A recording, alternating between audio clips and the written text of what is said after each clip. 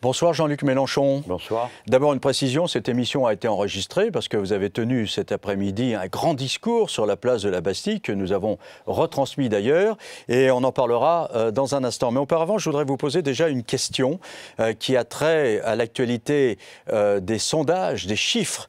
On voit que ça se resserre entre François Hollande et Nicolas Sarkozy, parfois celui-ci est même d'ailleurs en tête. Et cette semaine à Marseille, François Hollande a lancé à vos électeurs un appel. On l'écoute.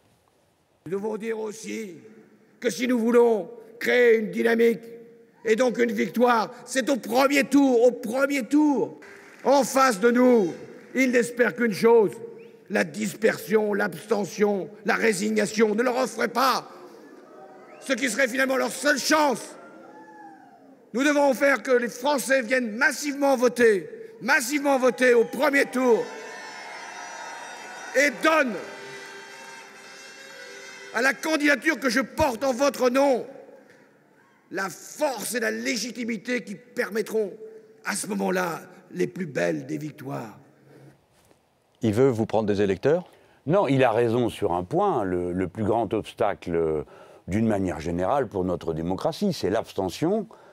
Qui, vous savez, d'élection en élection a été croissante. Moi, je mets en garde, ce n'est pas joué que l'élection présidentielle recueille un intérêt palpitant dans le pays. Et le deuxième obstacle, c'est la résignation. Et là, la résignation, que voulez-vous, il faut qu'il travaille, comme moi, à la faire disparaître, parce que les gens sont sous le marteau-pilon de « on ne peut rien faire », la dette nous écrase, et il ne reste qu'à se serrer la ceinture. Il n'y travaille pas assez ?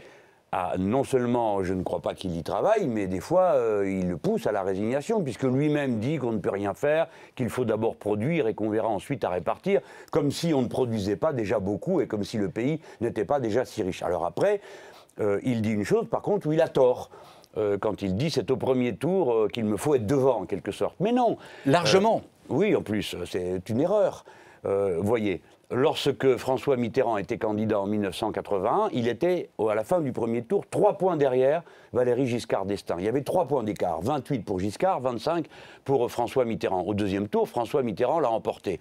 Et attendez, et en 1995, Lionel Jospin était devant Jacques Chirac de 3 points. Et c'est Jacques Chirac qui l'a emporté. Donc, la position au premier tour n'est pas le facteur décisif pour l'homme de gauche. Sauf si l'écart est trop grand. Ce qui compte, c'est qu'on ait une capacité de rassemblement. Et encore faut-il qu'il y ait quelque chose à rassembler. C'est donc là que François Hollande commet une erreur. Nous, notre bataille n'est pas d'aller prendre des électeurs aux socialistes. Notre bataille est d'aller chercher parmi ceux qui ne savent que faire, parmi ceux qui ne veulent plus aller voter, parmi ceux qui sont perplexes ou résignés, nous leur disons « Venez avec nous, nous allons organiser le changement pour de bon ». Et c'est de cette manière que j'ai une chance de passer en tête de la gauche. Sinon, de toute façon, plus haut je suis, vous avez remarqué, plus les autres se mettent à parler comme moi. C'est tout bénéfice. On a parlé un peu des affaires cette semaine. M. Guérini, M. Navarro ont vu leur levée d'immunité levée par le Sénat. Est-ce que c'est gênant pour le Parti socialiste ? Je ne sais pas, je ne suis pas bon commentateur. Puis vous savez, M. Mazerolle, en ce moment, comme je suis en campagne, je n'arrive pas à suivre les rebondissements de l'actualité, je trie dedans. Je ne pense pas que ce soit des affaires essentielles. Bon, les socialistes semblent être mis en difficulté dans des endroits où ils étaient quand même bien placés pour savoir qu'il pourrait y en avoir. Mais là aussi, je ne vais pas être plus injuste pour les socialistes que je l'aurais été pour d'autres. Je pense qu'à partir du moment où une action de justice est engagée, il faut respecter la justice et ne pas se fier aux apparences. En particulier, ne pas oublier que souvent, dans ces situations, il y a des règlements de compte entre la droite et les socialistes qui sont d'une violence incroyable. Au point où on en est dans la campagne, hier, Nicolas Sarkozy a prononcé un discours, pour reprendre une de vos expressions favorites, au marteau-pilon contre François Hollande. Est-ce que vous êtes inquiet? Est-ce que la victoire de la gauche à cette présidentielle est en péril? Alors, moi, je n'ai jamais cru que quelque résultat que ce soit acquis d'avance. Et je n'ai jamais cru non plus que Nicolas Sarkozy soit un adversaire négligeable et méprisable. C'est un homme extrêmement déterminé, très combattant, et c'est bien ce qui le rend dangereux depuis le début. Et depuis 2007, la gauche a manqué de stratégie politique cohérente pour l'affronter, dans la mesure où il a toujours su la piéger en l'attirant sur son terrain. Je pense en particulier à la question européenne, dans la mesure où le Parti socialiste a accepté absolument tout. Il était ensuite en très grande difficulté pour en contester l'application en France. Et c'est là-dessus que s'est appuyé continuellement Nicolas Sarkozy. De plus, à l'heure qu'il est, dans la campagne, il est à l'offensive, peut-être parce qu'il se sent dans une situation désespérée pour le deuxième tour, et les socialistes ne sont pas à la hauteur du combat qui est proposé. Alors j'ai observé, en écoutant Nicolas Sarkozy, que lui-même ne manquait pas de culot, puisqu'il s'attribue des mérites qu'il n'a pas, et il condamne des choses qu'il aurait dû faire lui-même. Mais est-ce que ça met la victoire de la gauche en péril ? Mais la victoire de la gauche est en péril si nous cessons de nous battre. Mais la campagne ne fait que commencer. La campagne officielle commence aujourd'hui, demain je crois, ouais. Ou après-demain. Par conséquent, allons-y, menons campagne. Non mais attendez, je vais quand même dire quelque chose, c'est que Nicolas Sarkozy a fait son petit bilan depuis 1981, qui est un tissu de mensonges, notamment sur la retraite à 60 ans, qui n'a jamais mis les comptes publics en péril. Ce n'est pas vrai, il ment. Et il dit que ses adversaires lui refusent le débat. Pas du tout, moi je suis disposé au débat. Peut-être qu'il me regarde un peu de haut, mais il pourrait choisir le thème. Vous voudriez débattre avec lui maintenant? Mais bien sûr, et en particulier d'un sujet que j'ai à cœur et qu'il a l'air de connaître lui aussi, qui est la question de l'école, puisque nous sommes en opposition frontale, lui et moi, sur cette question. Pourquoi ne pas en donner le débat devant tous les Français? Car ils auraient deux positions très tranchées. Il est très de droite et je suis très de gauche sur la question de l'école. Eh bien, les Français pourraient comme ça choisir. Alors, je le disais, cette émission a été enregistrée, mais vous avez eu l'obligeance de nous donner les grandes lignes du discours que vous avez prononcé cet après-midi, ce qui me permet de vous poser des questions au sujet de ce discours. Et vous avez posé comme principe dans votre 6e République, à laquelle vous aspirez, qu'il n'y aurait pas de transfert de souveraineté sans que le peuple soit consulté par voie de référendum. Et transfert de souveraineté dans tous les domaines. Alors, moi, je voudrais vous parler d'un domaine qui est le domaine social.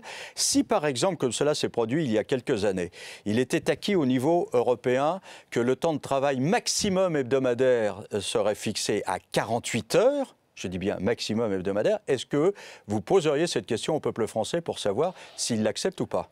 Là, dans ce cas, Monsieur Mazerolle, nous ne serions pas obligés de le faire. Pour quelle raison? Le temps de travail à l'Europe est un maximum. Ça veut dire que vous avez le droit d'être en dessous. C'est notre cas. Tant que ce droit de disposer librement de nos horaires de travail nous est consenti, tout va bien. Et au contraire, en votant pour les 48 heures de travail, même si nous on trouve ça absolument inouï, puisque nous c'est 35 heures, nous permettrions à d'autres peuples, dans d'autres pays, au moins de pouvoir souffler à partir de la 49e heure ou de la 48e finie. Donc non, ça ce n'est pas un bon exemple, mais on peut en prendre d'autres. Si, comme c'est le cas, il est décidé que la France doit d'abord soumettre son budget à la Commission avant de pouvoir l'examiner elle-même et le voter dans ses assemblées, je pense que là, il s'agit d'un transfert de souveraineté. Alors, on peut être pour, on peut être contre, mais c'est un transfert de souveraineté majeur. Donc, référendum. Dans ce cas, on votera. Et d'ailleurs, je vous informe que le traité qu'a signé Nicolas Sarkozy contient cette disposition, ainsi que des peines d'amende dans le cas où on ne le respecterait pas. Donc, je ne suis pas disposé, comme président de la République, à laisser faire ça. Alors, monsieur Mazerolle, attendez, parce que oui, je suis obligé de vous poser plein de questions, et donc voilà, sur ce plan-là, vous avez posé également un autre principe, parce que vous avez repris les principes liberté, égalité, fraternité. Vous dites l'égalité, elle est illustrée, par exemple, par la création de coopératives ouvrières. Quelle place ces coopératives auraient-elles dans l'économie française? Alors, d'abord, la Constitution, qu'il s'agit de réformer, il est difficile pour quelqu'un qui dit qu'il va la confier à une constituante de dire tout ce qu'il y a dedans. Cependant, des principes peuvent nous commander. Et en particulier, celui qui dit que le droit de propriété, notamment des instruments de production, mais le droit de propriété s'arrête là où commence l'intérêt général. Et c'est au législateur de dire où il commence. En quelque sorte, il n'y aurait pas une forme de propriété qui serait considérée comme sacrée et intouchable. C'est ça qui m'amène à la question des coopératives. Nous sommes partisans, par exemple, lorsqu'un patron s'en va, ou ne veut pas vendre son entreprise parce qu'il est à l'étranger et que de cette manière, il veut grappiller un marché plus grand tout en abattant un concurrent.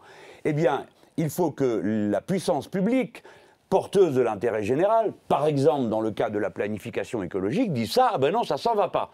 Et à ce moment-là, serait ouvert un droit de préemption pour les travailleurs qui pourraient décider, eux, d'acquérir cette entreprise, d'en prendre le commandement sous forme de coopérative ouvrière. Il y aurait donc un droit de préemption pour les travailleurs lorsqu'ils veulent faire une coopérative ouvrière sur l'entreprise. Vous savez que c'est comme ça que nous sauverons des centaines d'entreprises qui s'apprêtent à fermer parce que leurs patrons s'en vont en retraite et qui vont les vendre à des fonds de pension ou à des fonds d'investissement. Alors, dans votre programme L'Humain d'abord, il y a un certain nombre de dépenses qui sont prévues. Je cite pêle-mêle, retour à la retraite à 60 ans, augmentation du SMIC à 1 700 €, 35 heures appliquées strictement, remboursement à 100% des dépenses de santé, y compris pour les soins dentaires et optiques, titularisation de 800 000 agents précaires actuellement dans la fonction publique. Comment on paye tout ça ? Oui, c'est très facile. Franchement, c'est la question la plus simple à laquelle j'aurais répondu pendant toute cette campagne.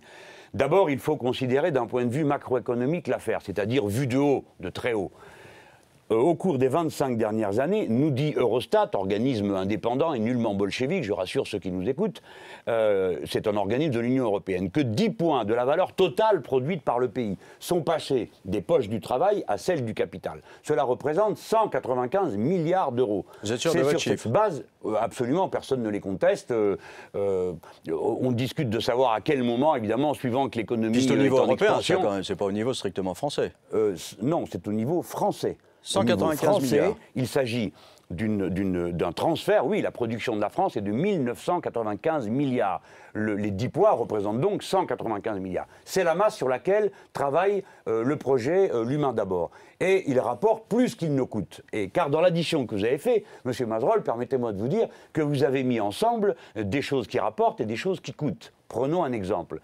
Si vous augmentez le SMIC à 1 700 €. On prend le chiffre mensuel alors que le SMIC est un salaire horaire, qui passerait donc à 11 € de l'heure. Eh bien, que se passe-t-il? Les cotisations suivent, donc les caisses de la sécurité sociale se remplissent. Et donc, il est plus facile pour la sécurité sociale de rembourser un certain nombre de frais.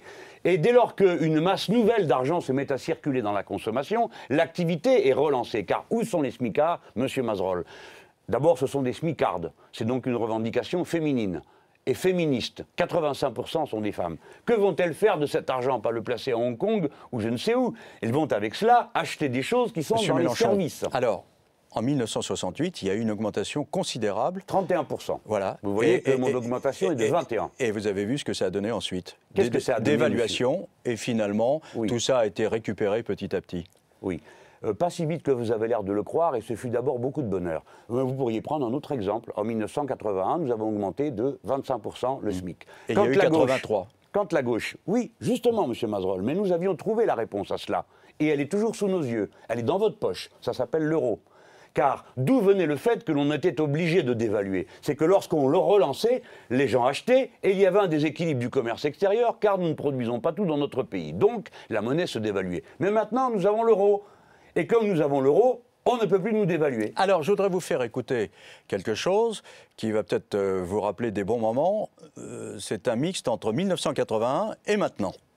Moi, je dis ceci, l'austérité, je suis pour, mais pas toujours pour les mêmes. Moi, je suis pour l'austérité pour les riches et pas pour les travailleurs. Vous allez payer, messieurs, dames, les riches. Voilà les raisons pour lesquelles...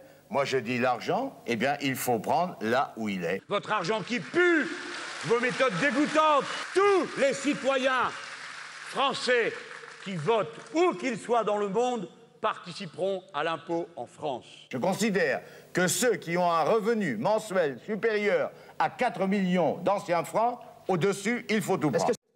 C'était il y a 30 ans. Oui, oui. Et c'est toujours d'actualité ? Bien sûr, et je pourrais vous citer bien d'autres choses qui remontent à plus longtemps que cela et qui sont toujours d'actualité, la liberté, l'égalité, la fraternité. Bon. Il reste beaucoup de choses à faire. Quant à la, vous y croyez alors que les frontières sont ouvertes? Mais j'y crois. Que les capitaux circulent? Mais j'y crois parce que les frontières sont ouvertes. Et parce que nous avons pris un certain nombre de dispositions.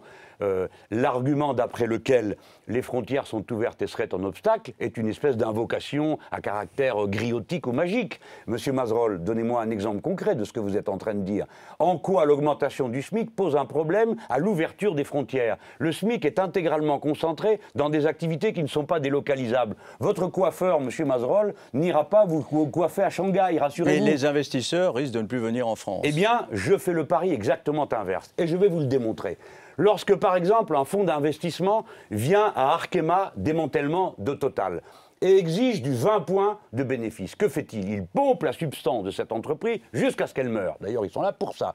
Savez-vous combien ils l'ont acheté? 1 euro. Voilà. À quel prix on a vendu tout ça? Voilà. Que se passe-t-il? Alors moi, je dis à tous ceux qui nous écoutent dans le monde, le 20%, il n'y en a pas en France. Mais du 3 et du 4%, stable, garanti dans la durée, oui, il y en a. Et c'est la raison pour laquelle nous avons mis des dispositifs en place pour ça. Il y a la planification écologique et il y a les lois qui interdisent le saccage industriel et la délocalisation au bon plaisir des princes. Alors, vous voulez rester dans l'euro? Parce que vous estimez que c'est une bonne situation que d'être dans l'euro, c'est une meilleure manière de faire pression plutôt que d'être à l'extérieur de l'euro. Mais dans votre programme, vous demandez que la Banque Centrale Européenne puisse prêter et acheter des obligations d'État pour les investissements, on est bien d'accord. Et vous dites que les banques nationales doivent faire la même chose et vous dites que sans attendre, la Banque de France devra le faire. Si la Banque de France se met à le faire, est-ce que ce n'est pas une sortie de fait de l'euro? Prenons la chose par le début. Car tout ça est un rapport de force. Oui. Moi, je commence par dire la France est la deuxième puissance du continent économique et la première population dans 15 ans. On ne fait pas l'Europe sans nous. Nous n'avons pas à marcher le bonnet à la main chaque fois que Mme Merkel et les conservateurs allemands nous convoquent pour nous faire avaler leur politique qui correspond à leurs intérêts nationaux. Déjà, premier point. Donc, l'euro doit être traité aussi comme notre monnaie et pas seulement la monnaie du gouvernement conservateur allemand. La Banque Centrale Européenne, M. Mazerolle, doit pouvoir prêter directement aux États. M. Mazerolle, que vous m'ayez fait l'objection il y a 1 an de ce que tout ça paraissait incroyable, admettons. Mais dorénavant, nombreux sont les économistes qui disent comme moi. Si vous êtes élu président de la République, vous dites à la Banque de France, prêtez-moi... Attendez, M. Mazerolle, réservez le régal de me prendre en contradiction pour la fin. D'abord, entendez l'argumentation. Oui. Bien.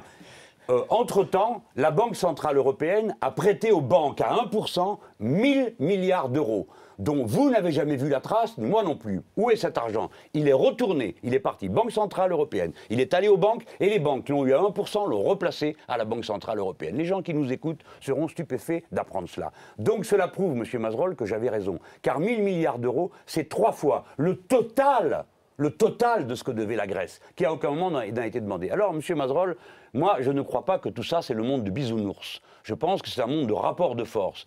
Et j'ai confiance dans mon pays. Je dis donc clairement que si l'on n'entend pas ce que dit la voix de la France, nous disposons du moyen de passer outre. Voilà ce que j'ai à dire. Et tout le monde peut l'entendre. La chaise vide. Le président de la République lui-même... La chaise vide? Non, la chaise vide, c'est le compromis de Luxembourg, on y a le droit. Mais je dis seulement ça. Si la Banque centrale ne veut pas prêter à 1% aux banques, à la Banque française, nous prendrons nous-mêmes le 1% sur la Banque de France. Est-ce que c'est clair? Et je dis aux autres banquiers la chose suivante. Ne me dites pas que l'argent que vous allez me prêter va me coûter cher, parce que c'est vous qui allez payer. Dans la mesure où nous pouvons faire un emprunt forcé sur les banques privées, et comme nous l'avons déjà fait dans notre histoire, et qu'elles n'ont qu'à aller pleurer à la porte de la Banque Centrale Européenne qui leur prêtera encore quelques miettes de ces 1000 milliards qu'elle a déjà prêtés. Une dernière question pour finir cette Avez-vous noté, M. première Mazerolle, séquence que le président de la République, en exercice de la France, propose lui aussi de rompre avec les disciplines européennes? J'ai bien noté. Donc vous voyez que c'est faisable. Mais c'est vous qui êtes en face de moi, donc il est normal que je vous pose des questions à vous. C'est à moi d'utiliser cette concession que m'a fait mon adversaire. Voilà. Alors, une dernière question pour finir cette séquence. François Hollande a proposé de retirer le mot « race » de la Constitution. Voici ce que Nicolas Sarkozy disait hier. Le mot race a été écrit dans le préambule de 1946. Ici, on comprend que ce mot a été écrit avec le sang des Français libres, le sang des résistants, le sang des fusillés, le sang des déportés des camps d'extermination.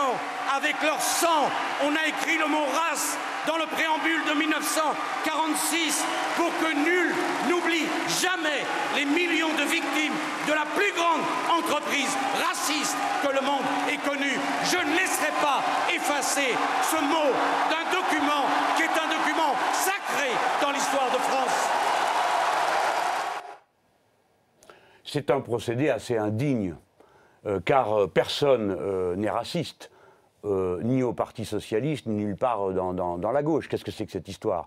François Hollande n'a pas proposé de retirer le mot race de la Constitution parce que tout d'un coup, il serait devenu indifférent au racisme. C'est le contraire, hein. C'est parce qu'il sait que les races n'existent pas qu'il propose de retirer le mot. Le président de la République a le droit de répondre que c'est une idée qui ne fonctionne pas, car elle empêcherait de réprimer les racistes. J'ai lu cette thèse dans des journaux bien informés. Bon, c'est bien de le retirer non, ou pas? mais écoutez, franchement, déjà, mal commencé cette campagne électorale où on a discuté de la viande dans les cantines, et maintenant nous voilà en train de nous enguirlander sur un point sur lequel tout le monde est d'accord, à savoir, en tout cas les gens civilisés, c'est-à-dire je mets de côté l'extrême droite qui, elle, fait l'apologie d'un collabo antisémite, comme tout le monde le sait. Mais nous, dans tous ceux qui se situons dans les valeurs républicaines, personne parmi nous, moi je n'accuserai jamais la droite, de vouloir, comment dire, initier une politique raciste. Bon, c'est pas le débat pour la présidentielle. Franchement, non. Bon. Je crois que tout le monde est de bonne volonté dans ce débat. Inutile d'en faire l'affaire du siècle. Et c'est pas bien ce qu'il fait, de laisser entendre qu'à gauche, il y aurait des gens